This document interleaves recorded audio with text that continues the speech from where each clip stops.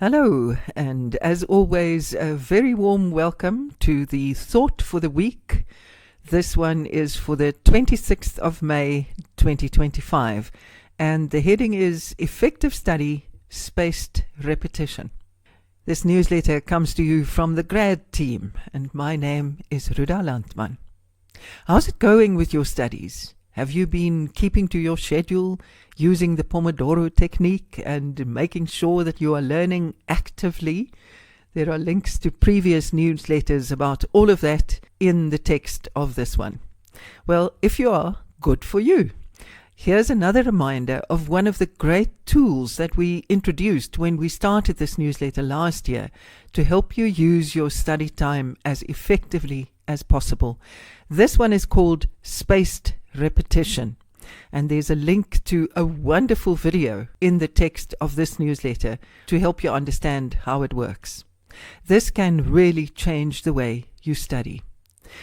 Let's just think about it. How do you transfer knowledge or understanding from your working short-term memory into your long-term memory? Well, the same way you would learn a song. Practice. Practice makes permanent. The more you practice, the wider and more embedded the neural pathways become. If you don't practice, the patterns vanish before they are made permanent. Most of us cram before an exam or a test, often going through the night to complete all the contents we need to learn. That's actually a really bad idea.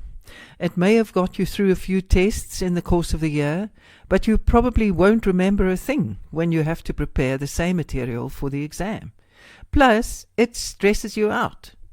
In future, go for spaced repetition.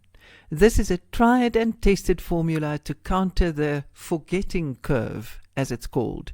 There's a very cute graph in the newsletter which illustrates this idea. Spaced repetition means going back to the same material again and again, but with bigger gaps between the sessions. A good pattern is to revisit it after 1 day, after 5 days, after 10 days, and then again the night before the exam. You can make it even more effective by testing yourself on the different problems or sections every time. Those you get right are put aside for next time. Those you get wrong have to be revisited tomorrow. Only when you know them well can you extend the period before you get back to them. So let's say you decide to spend an hour, 2 Pomodoros, on each of your first 3 exam subjects on Monday evening. On Tuesday, you go back to the same sections and test yourself. The parts you know can be put aside until next week. The parts you don't know need more work, and you must return to them again on Wednesday evening, together with new subjects or sections you haven't covered yet. It may feel a bit confusing in the beginning, but hang in there. You'll soon find your rhythm. You could also ask your favorite AI to help you schedule your sessions, but don't waste time with that now if you're not used to it. Rather, leave it for the holidays and then play around with it. Fascinating.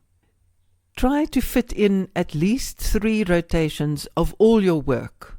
That means day 1, day 5, and then day 10. In this way, before the exam. If you don't have enough time now, do at least day 1 and day 5 plus the day before the exam. It will give you enormous peace of mind, and you will be able to sleep soundly. That will push up your marks in itself. You must sleep. When you're doing hard mental work, there's an overproduction of brain chemicals, especially something called glutamate. While this is essential for the brain's synapses to work, too much of it slows down your thinking. It is washed clean when you sleep. You cannot think clearly when you're tired. And, like cement hardening between bricks, sleep reinforces the brain connections you've made while studying. We'll talk more about the value of sleep next week. In the meantime, happy studying from the grad team.